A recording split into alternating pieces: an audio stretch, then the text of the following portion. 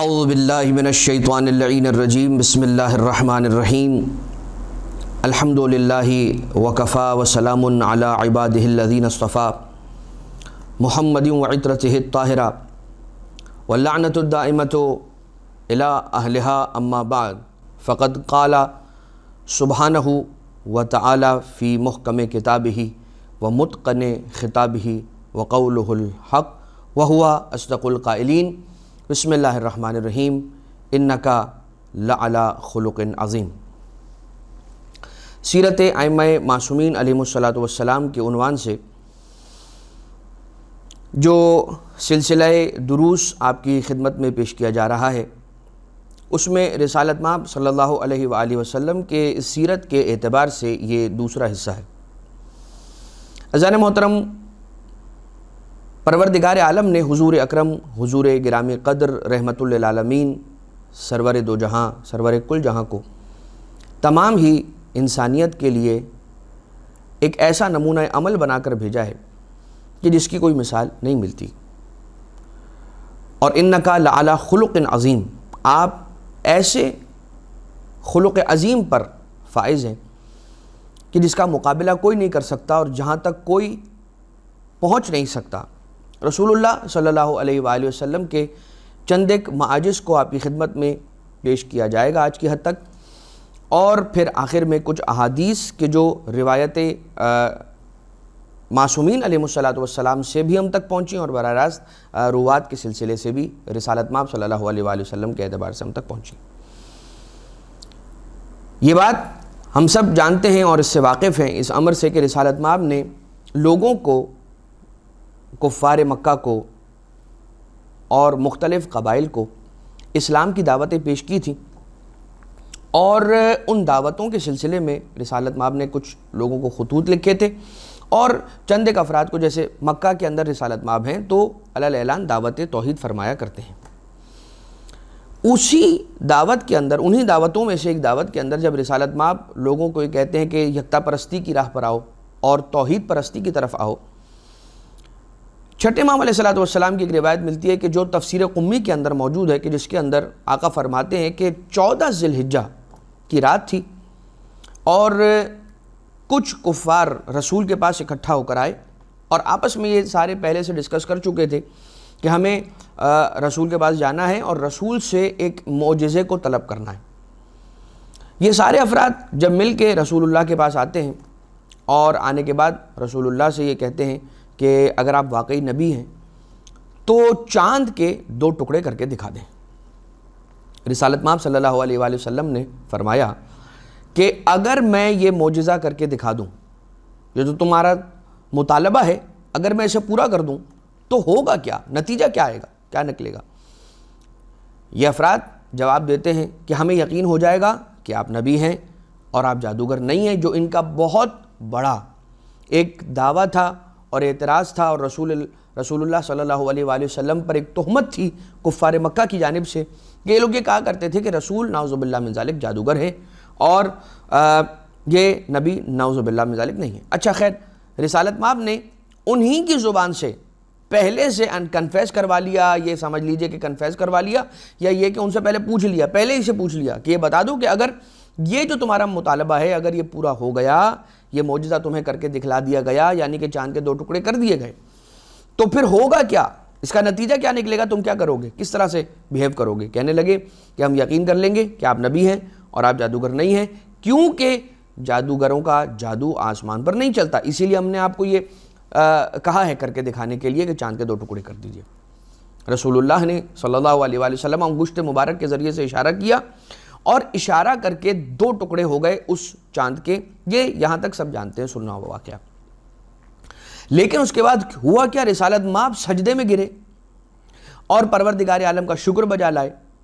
اور جب سر کو اٹھایا تو انہوں نے ایک اور رسول اللہ سے مطالبہ کر دیا، اور وہ دوسرا مطالبہ کیا تھا؟ کہنے لگے کہ اب ان 2 ٹکڑوں کو دوبارہ سے جوڑ کر ایک کر دیجئے۔ رسالت مآب نے اشارہ فرمایا، وہ جو چاند کے 2 ٹکڑے تھے وہ دوبارہ سے ایک ہو گئے اور جڑ گئے۔ پھر دوبارہ سے انہوں نے ایک اور مطالبہ کیا، پہلے مطالبہ کیا کہ چاند کو 2 ٹکڑے کر دیں، جب چاند کے 2 ٹکڑے فرما دیے رسول نے اور سجدے میں گئے، جب سجدے سے سر مقدس کو، سر مبارک کو اٹھایا ہے رسول نے، تو یہ کفار یہ کہتے ہیں کہ اب ہمارے لیے آپ ان 2 ٹوٹے ہوئے حصوں کو جوڑ دیجئے دوبارہ۔ رسول اللہ نے اشارہ فرمایا، یہ 2 ٹکڑے دوبارہ سے جڑ گئے، اور پھر دوبارہ مطالبہ کیا انہوں نے کہ اب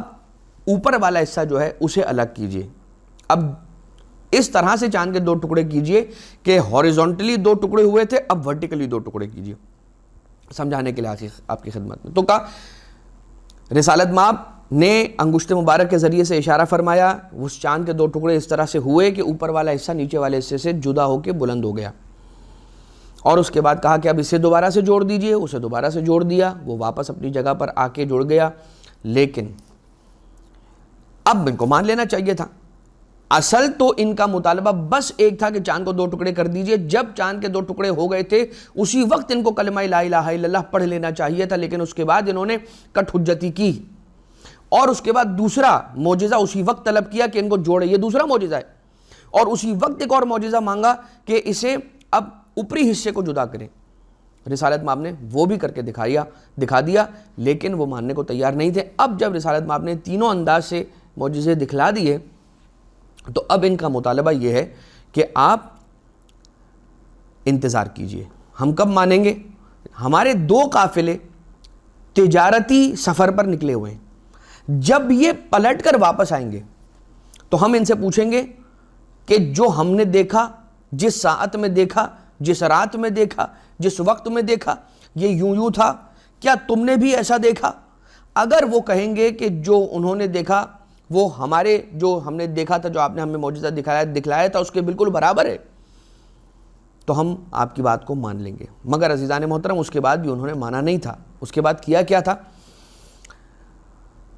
ابو لہب کے بارے میں ملتا ہے، ابو جہل کے بارے میں ملتا ہے کہ آ کر اس نے جب رسول اللہ صلی اللہ علیہ وآلہ وسلم سے، کہ جب وہ حضور اکرم کوہ ابی قبیس کے قریب تشریف فرما تھے اور معجزے کا مطالبہ کیا چاند کے 2 ٹکڑے کرنے کا، جسے کہا جاتا ہے ابو جہل کو ابو جہل کیوں کہا جاتا ہے؟ پہلے تو اسے ابو الحکم کہا جاتا تھا، فادر آف وزڈم کہا جاتا تھا، فادر آف اگنورنس کب سے بن گیا؟ یہ وہ نقطہ ہے۔ جب یہ رسول اللہ صلی اللہ علیہ وآلہ وسلم کے پاس آ کر یہ جسارت کرتا تھا کہ کہہ رہا ہے کہ معجزہ دکھائیں، چلے معجزہ رسول نے دکھا دیا، مان لینا چاہیے تھا اس کے بعد، مگر اس نے نہیں مانا، اور رسالت مآب سے یہ کہتا ہے کہ اے محمد، اب رسول تو انتظار کر رہے ہیں کہ اب یہ کلمہ پڑھ لیں گے، لیکن اس ابو جہل نے کلمہ نہیں پڑھا۔ رسالت مآب نے جب پوچھا کہ کلمہ، تو کہا کہ محمد مجھے یقین ہو گیا۔ کس بات کا یقین ہو گیا؟ کہ آج تک میں یہ سمجھتا تھا کہ جادوگروں کا جادو صرف زمین پر چلتا ہے، آسمانوں پر نہیں چلتا، جب سے میں نے آج تجھے دیکھا ہے کہ چاند کے 2 ٹکڑے کر دیے ہیں، مجھے یقین ہو گیا کہ جادوگروں کا جادو آسمان پر بھی چلتا ہے۔ نعوذ باللہ من ذالک۔ یہ وہ والی بات ہے کہ کھلا حق نظر آ رہا ہے، بین انداز سے، کھلے انداز سے، واضح ترین انداز سے، مگر وہ ماننے کو تیار نہیں تھے کہ اللہ جسے چاہے حق کی ہدایت کرتا ہے اور جسے چاہے پروردگار عالم چھوڑ دیتا ہے۔ انہی سلسلوں میں سے ایک سلسلہ رسالت مآب صلی اللہ علیہ وآلہ وسلم کی سیرت میں دعوت حق کے دینے کے اعتبار سے یہ بھی ملتا ہے کہ رسول اللہ صلی اللہ علیہ وآلہ وسلم نے فرعونہ عرب، جو عرب کے فرعون تھے، فرعون ایک کردار کا نام ہے، فرعون شخص کا نام نہیں، شخصیت کا نام ہے، اور فرعون ایک ٹائٹل ہے کہ جو عرب کے بہت سارے بادشاہوں کو دیا گیا۔ عرب کے بہت سارے فرعونہ تھے، ان فرعونہ میں سے ایک فرعون، رسول اللہ صلی اللہ علیہ وآلہ وسلم نے اسے خط لکھا، پیغام کے اندر اسلام کی دعوت اور توحید کی دعوت بھیجی۔ پیغام لے جانے والا جب وہاں پہنچا تو اس بادشاہ، اس فرعون کے پاس جب پہنچا ہے تو جا کے رسول اللہ کا پیغام اس نے دیا۔ جب اس نے اس پیغام کو پڑھا، اس میں دعوت توحید تھی، دعوت اسلام تھی۔ پلٹ کر اس پیغام لے جانے والے صحابی کو یہ کہتا ہے کہ جا کر محمد مصطفیٰ سے کہنا صلی اللہ علیہ وآلہ وسلم، جا کر کہہ دینا، پوچھنا ان سے جا کر کہ جس چیز کی دعوت دے رہے ہو وہ کیا ہے، سونا ہے، چاندی ہے یا لوہا ہے؟ نعوذ باللہ من ذالک۔ یہ ایک عجیب استہزائی انداز ہے، ایک عجیب رسول اللہ کی شان میں گستاخی ہو رہی ہے۔ اب جیسے یہ آ گیا، رسول نے دوبارہ پیغام بھجوایا۔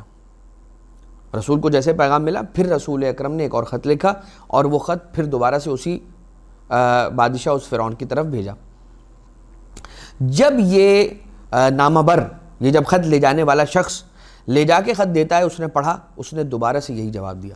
یہ جواب لے کے پھر دوبارہ رسول اللہ صلی اللہ علیہ وآلہ وسلم کی خدمت میں حاضر ہو گیا۔ جب تیسری مرتبہ گیا ہے تو اس نے ایسی گستاخی کی ہے کہ جیسے کہ جس کا بیان کرنا مناسب ہی نہیں ہے، جن الفاظ کو دہرانا ہی ممکن نہیں ہے۔ کتابوں کے اندر یہ واقعات موجود ہیں۔ البتہ جب اس حد تک اس نے گستاخی کی ہے، اور یہ جو تیسری بار جو سب سے زیادہ بڑی گستاخی اس نے کر دی اور رسالت مآب تک یہ خبر پہنچی ہے، وہ قاصد خبر لے کے رسول اللہ صلی اللہ علیہ وسلم کی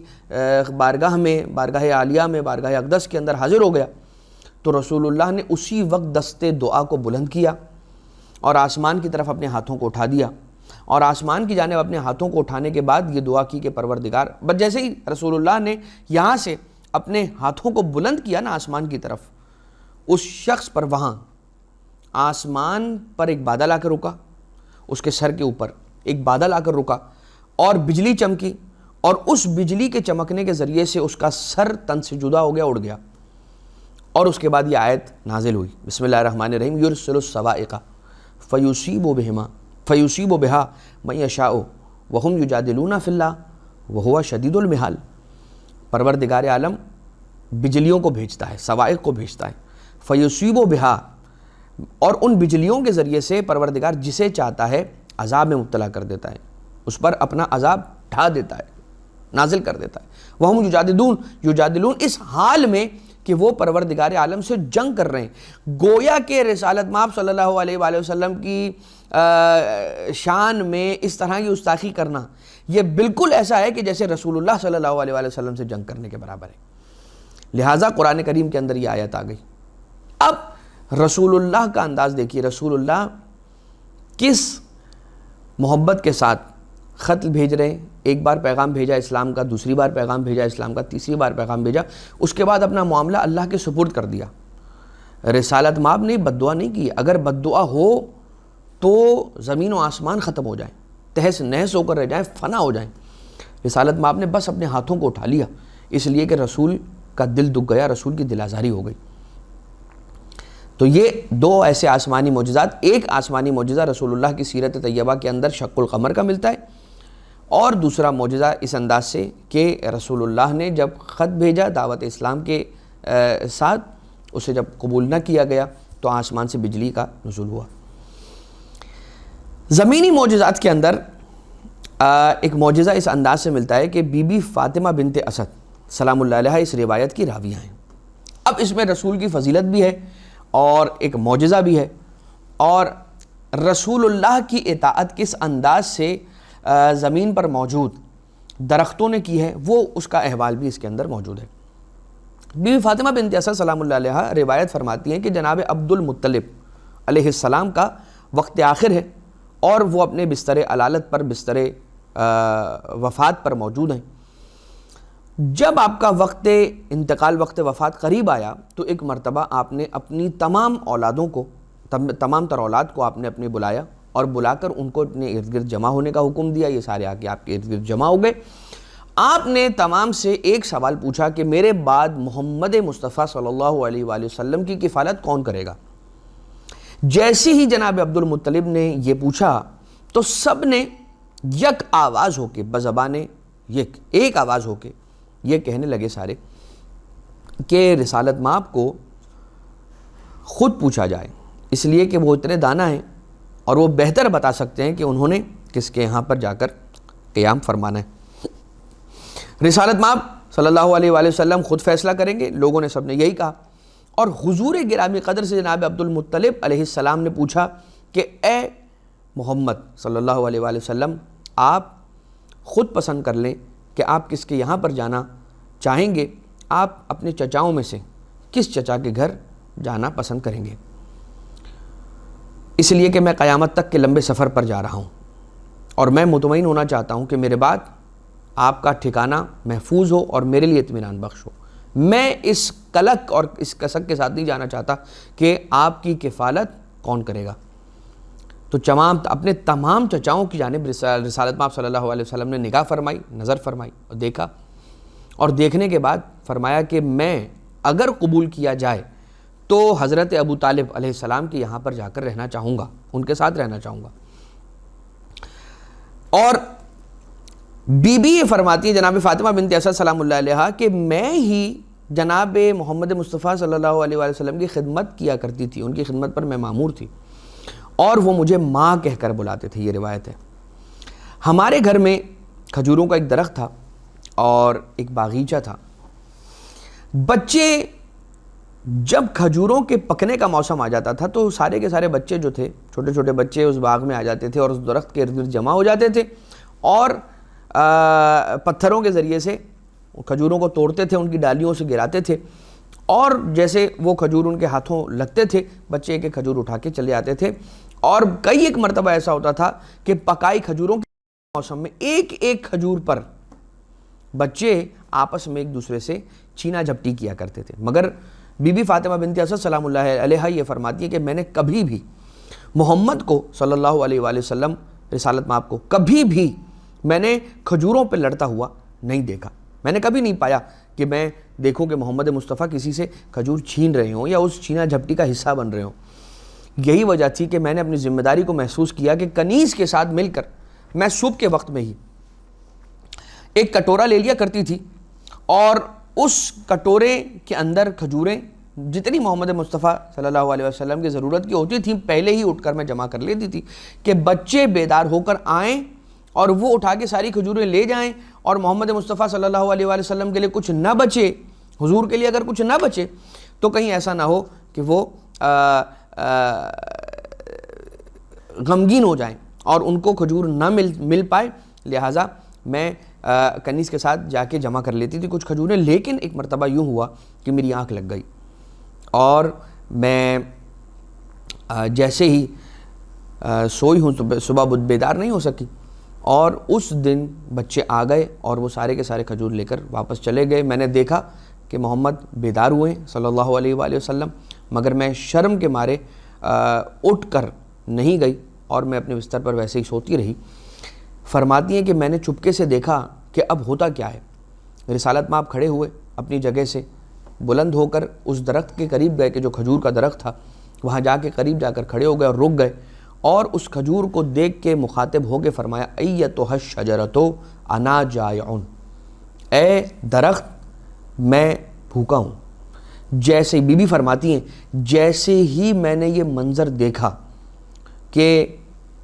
حضور نے یہ جملے اپنی زبان مبارک سے جاری فرمائے ایتھا الشجرۃ انا جائع، کہ اے درخت میں بھوکا ہوں، اسی وقت درخت جھکا۔ حضور نے اپنی منشا سے جتنے چاہیے تھے اتنے کھجوریں توڑیں، اور اس کے بعد درخت دوبارہ سے اپنی جگہ پہ واپس پلٹ گیا۔ یہ منظر دیکھنے کے بعد میں انتظار کرتی رہی۔ روزانہ جب بھی حضرت ابو طالب علیہ السلام آتے تھے، بی بی فاطمہ بنت اسد سلام اللہ علیہا فرماتی ہیں کہ میں خود جا کے دروازہ نہیں کھولتی تھی، کنیز جایا کرتی تھی دروازہ کھولنے کے لیے۔ اس دن میں انتظار میں تھی، جیسے ہی حضرت ابو طالب کا دروازہ دستک ہوئی دروازے پہ، میں دوڑ کے گئی، اور جانے کے بعد میں نے دروازے کو کھول کے حضور جناب حضرت ابو طالب علیہ السلام اپنے شوہر نامدار سے سارا کا سارا واقعہ حکایت کیا، اور انہیں بتایا کہ میں نے ایک ایسا معجزہ دیکھا ہے۔ اس وقت جناب ابو طالب علیہ السلام نے یہ جملے ارشاد فرمائے وَإِنَّهُ نَبِيٌّ وَسَلَسَةَ لِدِينَ وَزِيرُ آلِهِ بَعْدَ 30 سنہ، کہ حضرت ابو طالب علیہ السلام فرماتے ہیں کہ اے فاطمہ بنت اسد سلام اللہ علیہا، آپ کو پریشان ہونے کی ضرورت نہیں ہے، اس لیے کہ جان لیجئے کہ بے شک یہ نبی ہے، بغیر کسی شک و شبہ کہ یہ نبی ہے۔ انہ نبی وستلدین وزیر آلہ، کہ آپ کے یہاں پہ عنقریب ایک وزیر کی ان کے وزیر، ان کی آل سے جو وزیر آنے والا ہے اس کی ولادت ہونے والی ہے، اور ان کی ولادت ہونے والی ہے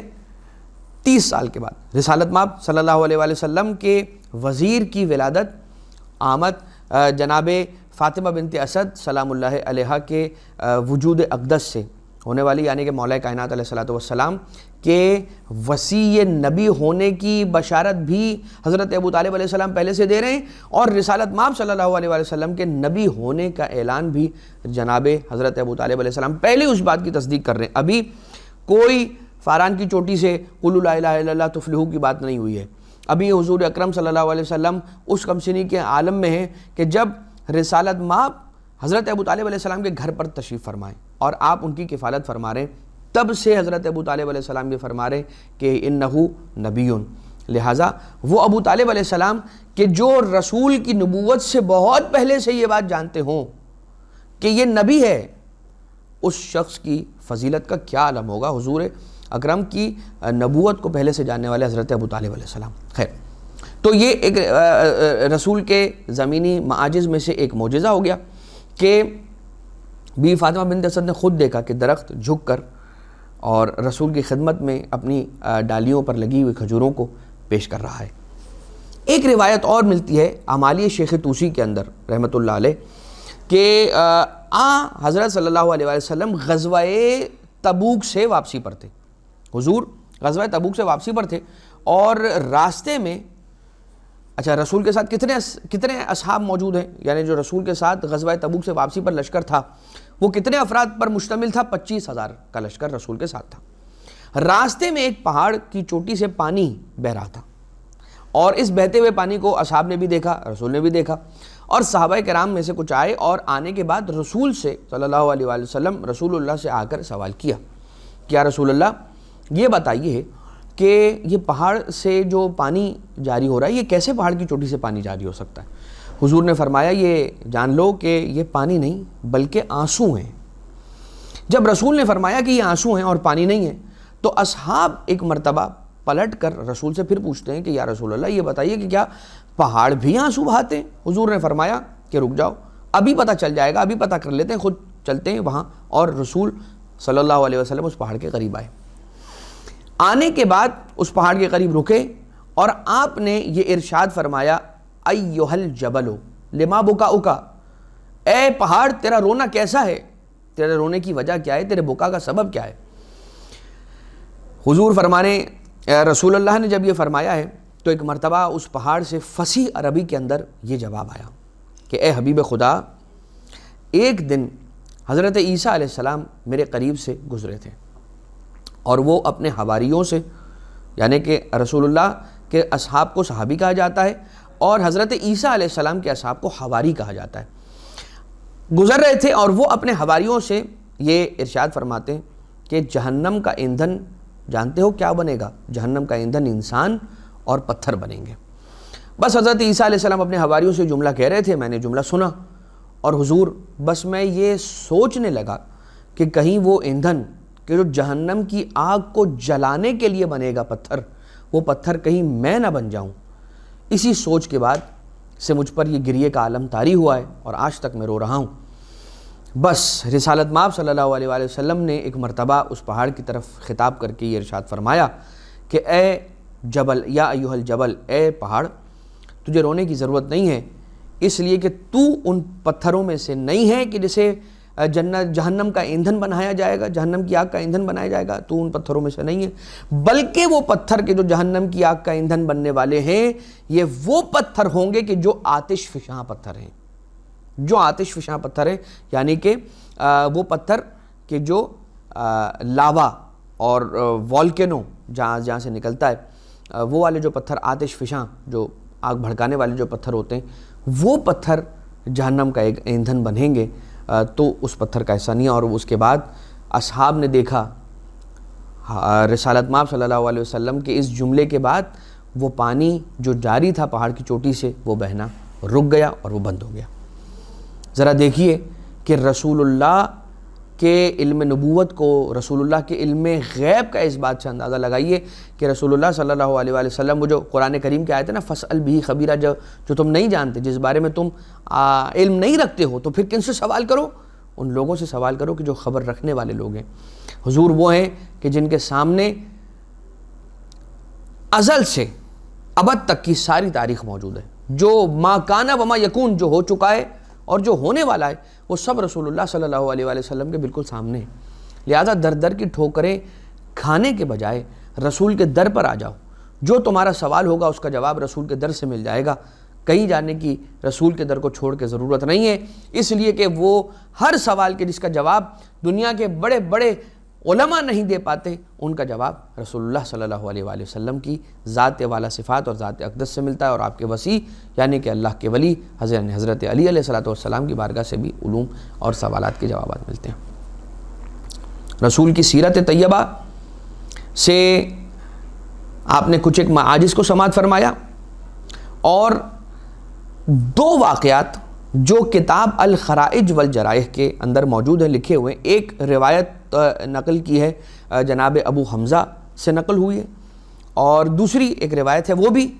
اسی کتاب الخرائج والجرائح سے، جو مختصر میں آپ کی خدمت میں عرض کر دیتا ہوں، اور اس کے بعد براہ راست ہم ان احادیث کی جانب آ جاتے ہیں کہ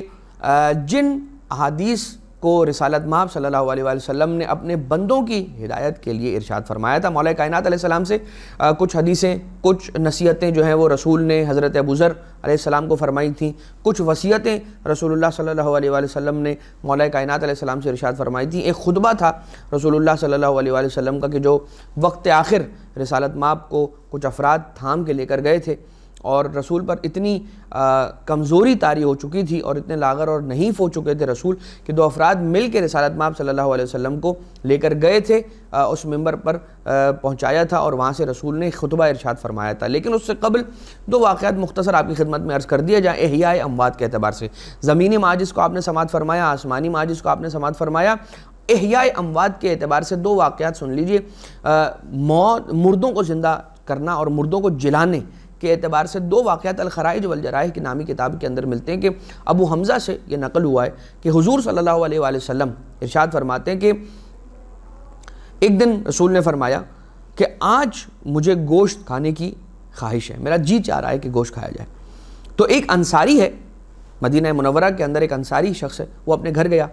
اور گھر آ کر اپنی زوجہ سے کہا کہ دیکھو آج حضور نے یہ فرمایا ہے کہ مجھے گوشت کھانے کا دل ہوا ہے، اور میں جانتا ہوں اور تم بھی جانتی ہو اس بات کو کہ ہمارے پاس صرف ایک بکری ہے اور اسی کے دودھ سے ہمارا گزارا ہوتا ہے، اور وہی ہمارے گزر بسر کا ایک واحد ذریعہ ہے۔ لیکن کیا بات ہوگی، کیا ہی خوب ہوگا کہ اگر ہم اسی بکری کو کہ جو ہمارا کل سرمایہ ہے اسے ہم ذبح کر کے رسول اللہ صلی اللہ علیہ وآلہ وسلم کی خدمت میں پیش کر دیں، اور رسول اللہ کی یہ خواہش پورا کرنے کا پروردگار ہمیں موقع عنایت فرما دے۔ تو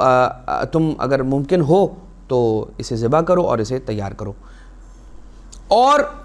بیوی نے خوش نصیب بیوی، وہ خوش نصیب بیوی کہ جو رسول اللہ صلی اللہ علیہ وسلم کے لیے اس وقت اس گوسفند کو، اس بکرے کو تیار کرتی ہے، اس بکری کو تیار کرتی ہے، ذبح کر کے جو گوشت دیا گیا اس کو، اسی بکری کو ذبح کر دیا اس شخص نے، اور اس کا گوشت جو ہے وہ لا کے بیوی کو دیا، اس نے تیار کیا، اسے پکایا،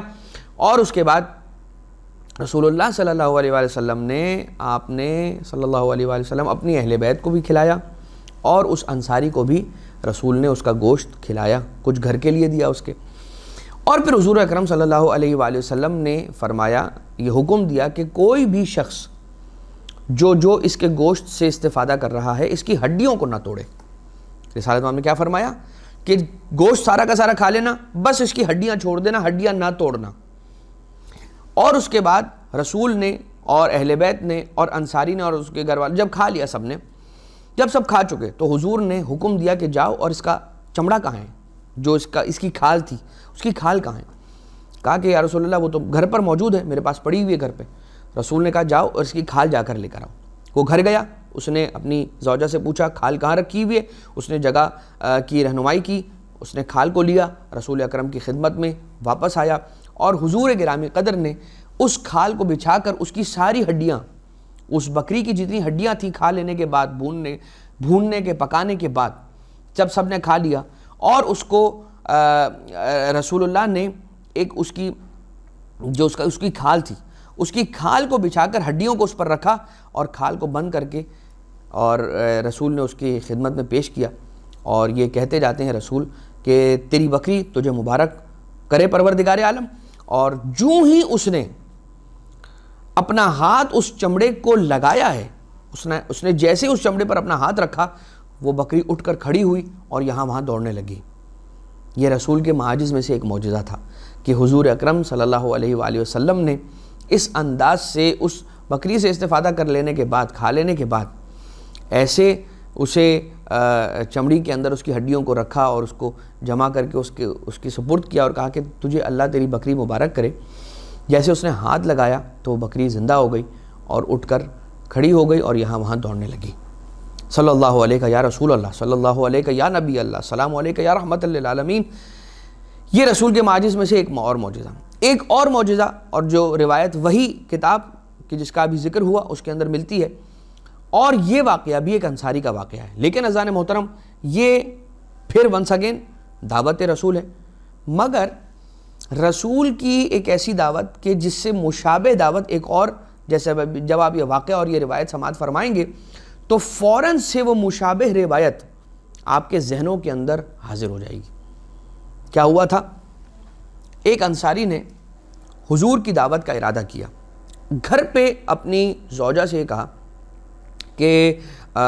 جو ہمارے پاس بکریوں کا ریوڑ ہے اس میں سے ایک بکری کو ذبح کر کے میں تمہیں گوشت دے رہا ہوں، گوشت کو 2 حصوں میں تقسیم کر دو، آدھا گوشت جو ہے وہ اس کو بھون لینا اور آدھے گوشت کا کچھ پکا لینا، اور جب تک تم پکاؤ گی تب تک میں حضور کے پاس مسجد جاؤں گا، نماز پڑھوں گا ان کے پیچھے، اور جب نماز ختم ہو جائے گی تو میں رسول کو گھر کھانے کی دعوت دوں گا، اپنے گھر پہ لے کر آ کے کھانے کی دعوت دوں گا۔ بس وہ یہ کہہ کر اپنی زوجہ کو گیا ہے گھر سے، مسجد جب پہنچا تو اس نے نماز پڑھی، نماز کے بعد رسول اللہ صلی اللہ علیہ وسلم کی خدمت میں آیا، اور آنے کے بعد حضور سے کہتا ہے کہ یا رسول اللہ اگر آپ میری دعوت قبول کریں تو میں چاہتا ہوں کہ آپ کو اپنے گھر لے جاؤں، اپنے دسترخوان پر بٹھاؤں، اور میں چاہتا ہوں کہ آپ کے قدم مبارک میرے گھر میں آئیں اور آپ میرے گھر کھانا کھائیں۔ رسول اللہ نے بالکل اس کی حامی بھری، مگر وہاں جب گھر کے اندر یہ افراد موجود ہیں، یعنی زوجہ موجود ہے، اس کے بچے موجود ہیں، وہ کھیل رہے تھے۔ جب یہ باپ گیا ہے رسول کے پاس تو بچوں نے وہ منظر دیکھا تھا کہ باپ ذبح کر رہا تھا بکری کو، ایک بکری کو اس نے ذبح کیا، یہ منظر بچوں نے اپنی آنکھوں سے دیکھا تھا۔ جب باپ گھر سے گیا، زوجہ یعنی اس کی بیوی، اس شخص کی بیوی رسول کے لیے کھانا پکانے کے اندر مصروف اور مشغول ہو گئی۔ جیسے ہی وہ مصروف ہوئی کھانا پکانے میں رسول اللہ صلی اللہ علیہ وسلم کے لیے، تو بچے آپس میں کھیل کھیلنے لگے، ایسا کھیل کھیلا کہ اس نے ایک بڑے بھائی نے چھوٹے بھائی کے ساتھ یہ کھیل کھیلنا شروع کیا کہ ہاتھوں میں خنجر لے لیا اور اس خنجر کے ذریعے سے کہتا ہے کہ آؤ جیسے بابا نے آج صبح میں بکری کو ذبح کیا تھا ویسے میں تمہیں ذبح کرنا چاہتا ہوں، اور یہ کہہ کر وہ خنجر اس نے اپنے چھوٹے بھائی کے گلے پہ رکھ دیا، اور دیکھتے ہی دیکھتے وہ خنجر چلا دیا۔ ماں نے یہ منظر دیکھا اور ماں دوڑ کر گئی اور بڑے بیٹے کو پکڑ کر اس کا تعاقب کرنا چاہتی تھی، اسے اپنی تحویل میں لینا چاہتی تھی کہ وہ بچہ دوڑ کر چھت پر گیا، چھوٹا بچہ اس طرح سے ذبح کر دیا گیا، ہو گیا وہ ذبح، انتقال کر گیا، اور دوسرا یعنی چھوٹا بھائی تو چھوٹا بیٹا تو وہیں مر گیا، دوسرا جو بڑا بیٹا تھا وہ دوڑا چھت پر گیا، اور جب وہ چھت پر پہنچا تو دیکھا اس نے، گھبرا گیا کہ ماں مجھے آ رہی ہے پکڑنے کے لیے، وہ مزید دوڑ کر چھت کے کونے پر پہنچا، اس کا پاؤں پھسلا، وہ وہاں سے زمین پر گرا، گر کے وہ بھی مر گیا۔ وہاں سے اس کی دونوں اولادیں وہیں پر عین اس موقع کے اوپر انتقال کر گئیں، مر گئیں۔ زوجہ نے دونوں بچوں کو لے کر ایک کمرے کے اندر، حجرے کے اندر بند کر دیا، چھپا دیا کہ اگر میرے شوہر کو پتہ چلے گا تو وہ غمگین ہو جائیں گے، اور اگر وہ غمگین ہو گئے تو ہمارے گھر رسالت مآب دعوت پر آ رہے ہیں، یہ کیسے ہو سکتا ہے کہ ہم رسول کی دعوت کریں اور ہم سب افسردہ ہوں، رسول خوش ہوں اور ہم افسردہ ہوں؟ تو ہم رسول کو افسردہ نہیں دیکھنا چاہتے، لہٰذا انہوں نے اپنے مرے ہوئے دونوں اولادوں کو اپنے حجرے کے اندر، کمرے کے اندر چھپا دیا۔ یہ شوہر گھر آیا، دسترخوان بچھایا، رسول کو بٹھایا اور رسول سے التجا کی کہ یا رسول اللہ کھانا شروع فرمائیں۔ رسول نے کہا کہ تمہاری اولادیں، تمہارے بیٹے کہاں ہیں؟ ایک مرتبہ اس نے کہا کہ یا رسول اللہ میں دیکھتا ہوں کہ میرے بیٹے کہاں ہیں، پتہ کرنے کے لیے زوجہ کے پاس آیا، بیوی کے سے آ کر جب پوچھتا ہے کہ بتاؤ کہ بیٹے کہاں ہیں دونوں، تو بیوی کہتی ہے کہ وہ دونوں اب اس دنیا میں نہیں رہے، اور سارا واقعہ اس نے یہ کہہ کے بتا دیا۔ شوہر نے رسول اللہ صلی اللہ علیہ وآلہ وسلم کو افسردہ نہ کرنے کی نیت سے ایک مرتبہ جا کے حضور اکرم صلی اللہ علیہ وآلہ وسلم سے یہی عرض کیا کہ یا رسول اللہ شاید وہ بچے کھیلنے کے لیے گئے ہوں گے، آپ ان کا انتظار نہ فرمائیں، اور آپ شروع کیجئے۔ رسول نے کہا کہ جب تک تیرے بیٹے نہیں آ جاتے تب تک میں ایک لقمہ بھی نہیں کھاؤں گا۔ اور یہ سننا تھا کہ ایک مرتبہ رونا شروع کر دیتا ہے اور رو کے ساری کی ساری روداد رسول اللہ صلی اللہ علیہ وآلہ وسلم کو سنا دیتا ہے۔ جیسے ہی اس نے روداد رسول اللہ کو سنائی ہے تو ایک مرتبہ حضور گرامی قدر صلی اللہ علیہ وآلہ وسلم کہتے ہیں کہ تیرے بیٹے کہاں ہیں، مجھے وہاں لے چل۔ رسول اللہ اس کے دونوں بیٹوں کے پاس آئے، اپنے دونوں دستے مبارک اس نے اس شخص کے دونوں بیٹوں پر رکھے۔ جیسے ہی بچوں پر ہاتھ پھیرائے رسول نے، وہ دونوں اٹھ کر زندہ کھڑے ہو گئے اور رسول اللہ صلی اللہ علیہ وآلہ وسلم کے قدموں میں گر گئے۔ صلی اللہ علیہ یا رسول اللہ، صلی اللہ علیہ یا نبی اللہ، السلام علیکم ورحمۃ اللہ وبرکاتہ۔ حضور اکرم صلی اللہ علیہ وآلہ وسلم کا یہ معجزہ۔ لیکن عزیزان محترم، گھر والے رسول کو خوش کرنے کا انتظام کرتے رہے اور حضور بھی ان کی مصیبت سے غافل نہ رہے۔ یہ بات یاد رکھیے کہ ہم کتنی ہی بڑی مصیبت کے اندر گرفتار ہو جائیں، پروردگار ہم سب کو مصائب سے، پریشانیوں سے، آلام سے، کرب سے محفوظ رکھے۔ لیکن عزیزان محترم، یہ بات کبھی اپنے ذہن سے محو نہ ہونے دیں کہ ہمارا نبی، ہمارے ائمہ اطہار علیہ السلام ہم سے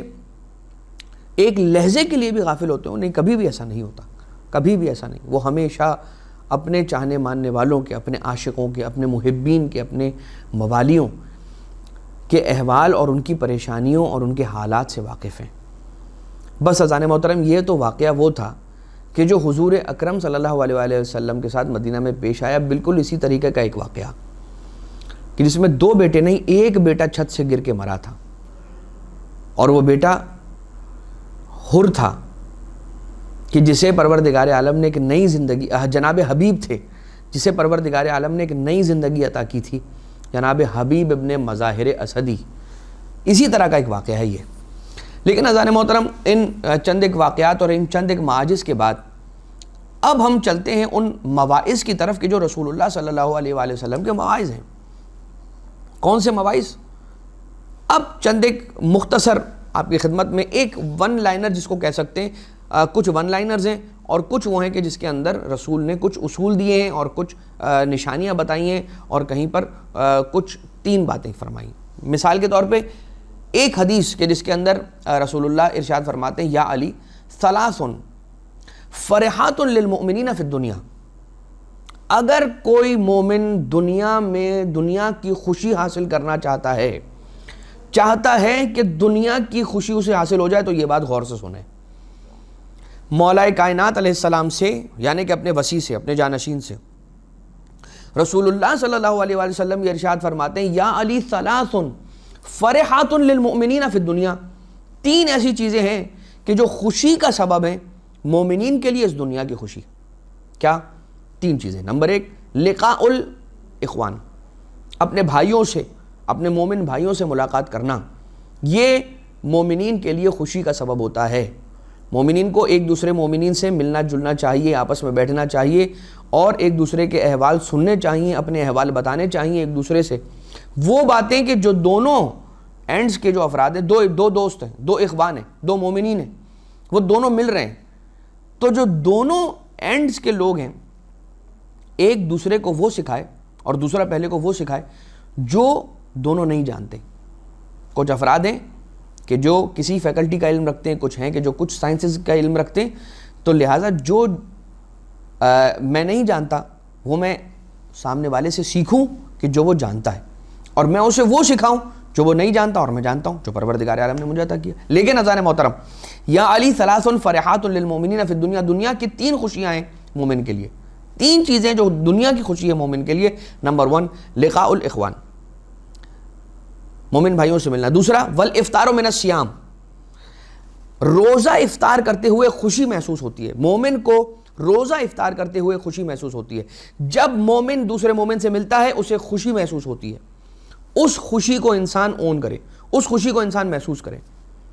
والافطار من الصیام،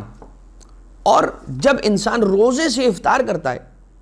جب روزہ افطار کرتا ہے، صرف ماہ رمضان میں تو روزے نہیں رکھنے نا، انسان سارا سال جب بھی اسے موقع ملے تو وہ روزہ رکھے، اور اس انداز سے کہ اگر انسان کسی مہینے کے ابتدا میں، وسط میں، آخر میں، یعنی ابتدا میں، شروع میں، درمیان میں اور آخر میں ایک روزہ رکھ لے، یعنی پہلی کو ایک روزہ رکھ لے، 15 کو ایک روزہ رکھ لے، 28 29 30 میں سے کوئی ایک دن روزہ رکھ لے، تو ایسا کہا جاتا ہے وہ شخص ایسا ہو جاتا ہے جیسے اس نے پورے مہینے روزے رکھے. اور اگر یہ 3 روزے ہر مہینے کے، یہ 3 روزے اگر پورے سال کے باقی 11 مہینوں کے اندر ماہ رمضان کے علاوہ اگر وہ اختیار کر پاتا ہے اور یہ سعادت اسے حاصل ہو جاتی ہے اگر، تو پھر ہی از ایز گڈ ایز کہ اس نے سارا سال روزہ رکھا. تو 3 خوشیاں ہیں مومن کے لیے، خاص خوشیاں. ایک یہ کہ جب ایک مومن دوسرے مومن سے ملتا ہے اسے خوشی. ایک افطار، روزے کے بعد جب افطار کرتا ہے خوشی. اور نمبر 3 التہجد فی آخر اللیل، کہ رات کے آخری حصے کے اندر نماز تہجد کا، نماز شب کا پڑھنا،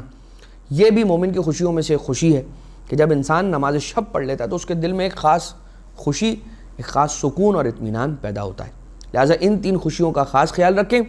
یہ وہ 3 خوشیاں ہیں کہ جو مولا کائنات علیہ السلام کو رسول نے بتائی ہیں کہ ایک مومن کا حصہ ہیں، یقیناً ہمیں اسے ضائع نہیں کرنا چاہیے اور اس کو حاصل کرنا چاہیے.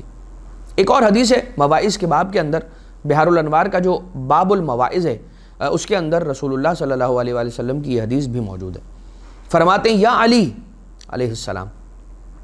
ثلاث خصال من مکارم الاخلاق، 3 خصوصیات اور 3 کیریکٹرز یا کیریکٹرسٹکس ایسے ہیں کہ جو مکارم اخلاق میں سے ہیں. رسول کیا فرماتے ہیں حضور گرامی قدر صلی اللہ علیہ وآلہ وسلم، یہ 3 خصوصیات اور 3 خصال وہ ہیں کہ جو مکارم اخلاق میں سے. مگر اذان محترم تفسیر نور الثقلین کا حوالہ آپ کی خدمت میں پیش کرتے ہوئے یہ بات عرض کروں گا کہ ایک موقع پر جب رسول اللہ صلی اللہ علیہ وآلہ وسلم سے کسی نے پوچھا کہ یا رسول اللہ، وہ چیز کہ جس کے ذریعے سے قیامت میں ہمارا حساب پروردگار عالم آسان کر دے گا، وہ چیز کون سی ہے؟ حساب میں آسانی کیسے پیدا ہوتی ہے؟ تو جب یہ سوال کیا گیا تھا تو رسول اللہ نے تب بھی یہی جواب دیا تھا، یہی 3 چیزیں بیان کی تھی کہ جو 3 چیزیں اس وقت آپ کی خدمت میں پیش کی جانے لگی ہیں، جس میں یا علی ثلاث خصال من مکارم الاخلاق، 3 خصوصیات وہ ہیں کہ جو مکارم اخلاق میں سے ہیں، یا یہ کہیں کہ بہترین اخلاق میں سے جسے کہا جا سکے. اور یہی وہ 3 چیزیں ہیں کہ جن 3 چیزوں کے عوض میں پروردگار عالم اسے ایوارڈ کرتا ہے، اسے نصیب کرتا ہے آخرت کے اندر، قیامت کے اندر آسانی حساب، اس کا حساب آسانی کے ساتھ ہوگا. نمبر 1 تعطی من حرمک، تصل من قطعک، تعفو ممن ظلمک، یا تعفو عمن ظلمک. عطا کرو اسے جو تجھے محروم کرے، یعنی جو تجھے محروم کر دے تو اسے بھی عطا کر. جو تیرے ساتھ قطع رحمی کرے، تیرا رشتہ دار ہونے کے باوجود بھی تجھ سے قطع تعلق ہی کر لے، تو اس کے ساتھ صلہ رحمی کر، تو اس سے تعلق جوڑ لے. جو تجھ سے تعلق کو توڑ لے تو اس سے بھی تعلق جوڑ لے. جو تجھے محروم کر دے تو اسے بھی عطا کر، جو تجھ سے تعلق توڑ دے تو اس سے بھی جوڑ لے. وَتَعْفُ عَمَّن ظَلَمَكَ، اور جس نے تجھ پر ظلم کر دیا اس کو جس حد تک تو معاف کر سکتا ہے معاف کر دے، یا جس نے تیرے ساتھ کوئی برائی کی اس کو درگزر کر دے اور اسے معاف کر دے. یہ 3 چیزیں رسالت مآب صلی اللہ علیہ وسلم فرماتے ہیں مولا کائنات سے اگر کسی نے اختیار کر لی تو ان 3 چیزوں کے ذریعے سے اس کا حساب پروردگار عالم قیامت کے میدان میں آسان فرما دے گا. اس کے علاوہ ایک اور حدیث، اور وہ حدیث کیا ہے؟ اگر کوئی شخص اپنے ذاکرہ، اپنے میموری کے اندر اپنی قوت حافظہ کو بڑھانا چاہتا ہے تو کیا کرنا چاہیے؟ رسالت مآب صلی اللہ علیہ وآلہ وسلم نے مولا کائنات علیہ السلام کو 3 چیزیں تعلیم فرمائیں. ثلاثۃ یزدن فی الحفظ ویذہبن السقم، کہ بیماریوں کو دور کرتی ہے اور قوت حافظہ کو بڑھا دیتی ہے. نمبر 1 اللبان. لبان کیا؟ لبان کہا جاتا ہے وائٹ کلر کی ٹرانسلوسنٹ ٹائپ کی سالڈ چیز ہوتی ہے، لیکن وہ چوئنگم کی طرح سے ہوتی ہے اگر آپ اسے چبائیں، جسے ہم گندر کہتے ہیں. کندر فارسی زبان کے اندر اسے کندر کہا جاتا ہے. وائٹ کلر کی ہوتی ہے. لبان ذرا سا ہارڈ مٹیریل ہوتا ہے، لیکن جب آپ اسے دانتوں سے دبائیں گے اور اسے چیو کرنا شروع کر دیں گے تو وہ چوئنگم کی طرح سے، ربڑ کی طرح سے بن جائے گی. تو نمبر 1 لبان. اس کے ذریعے سے، اس کے استعمال کے ذریعے سے کیا ہوتا ہے؟ انسان کے حافظے کے اندر اضافہ ہوتا ہے. نمبر 2 والسواک، مسواک کرنے کے ذریعے سے حافظے میں اضافہ ہوتا ہے، وقراءۃ القرآن، اور سب سے بہترین چیز کہ جس کے ذریعے سے حافظے کے اندر انسان کے اضافہ ہوتا ہے وہ ہے قرآن کریم کی تلاوت، قراءۃ القرآن۔ لہٰذا یہ 3 چیزیں ہو گئی۔ اب رسالت مآب 2 اور باتیں، اور اس کے بعد پھر ہمارا یہ سلسلہ جو رسول اللہ صلی اللہ علیہ وسلم کی سیرت کے اعتبار سے ہے وہ اپنے اختتام کو پہنچے گا۔ بس آخر میں 2 جملے رسول کی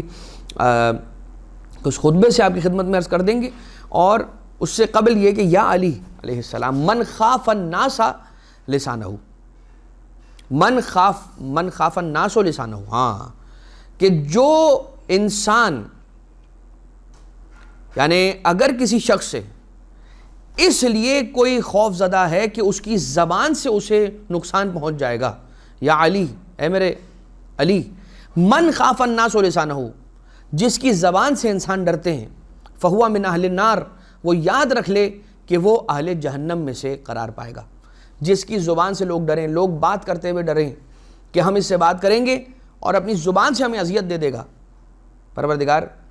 اسے اہل جہنم میں سے قرار دے گا۔ اور ایک اور حدیث آخری کہ جس کے اندر فرماتے ہیں کہ یا علی شر الناس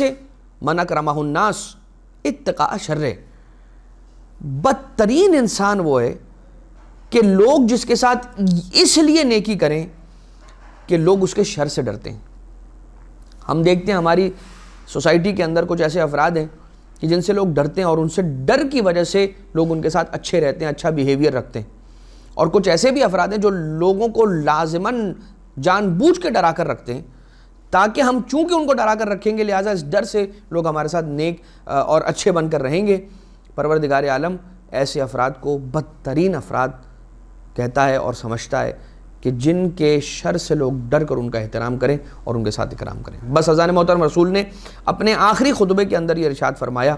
کہ علی ابن ابی طالب علیہ السلام سے کبھی غافل نہ ہونا۔ یہ ایک ایسی نعمت ہے کہ جس نعمت کا سوال ہوگا، جو اس سے روگردانی کرے گا اس کا دین باقی نہیں رہے گا۔ رسول اللہ صلی اللہ علیہ وآلہ وسلم اپنی اہل بیت اطہار علیہ السلام کے بارے میں بھی اس میں تاکید فرماتے ہیں اور کہتے ہیں کہ میں تمہارے درمیان 2 چیزوں کو چھوڑے جا رہا ہوں، قرآن اور میری اہل بیت۔ اور قرآن ہدایت کرنے والا ہے، مگر صرف اکیلا یہ ہدایت نہیں کرے گا بلکہ قرآن کو بھی ایک ایسا چاہیے کہ جو اس قرآن کی لوگوں کو ہدایت کر کے سنائے اور لوگوں کو قرآن کی طرف جو ہدایت کر کے لے کر آئے، قرآن کی تفسیر یعنی کہ کیا ہے اور تعویل کیا ہے وہ بتائے، یعنی کہ اہل بیت اطہار۔ لہٰذا قرآن کو اہل بیت سے جدا نہ کرنا۔ اور رسول اللہ نے مولا کائنات علیہ السلام سے اپنی آخری وصیتوں کے اندر وہ ساری کی ساری امانتیں وقت آخر رسول اللہ صلی اللہ علیہ وآلہ وسلم نے مولا کائنات علیہ السلام کے سپرد کی تھیں، جس کے اندر حضرت سلیمان کی انگوٹھی بھی تھی، جس کے اندر وہ کرتا بھی تھا کہ جو حضرت یوسف علیہ السلام کا کرتا تھا، حضرت موسیٰ کا عصا تھا، حضرت ابراہیم کی ابا اور ان کی نالینیں تھیں، اور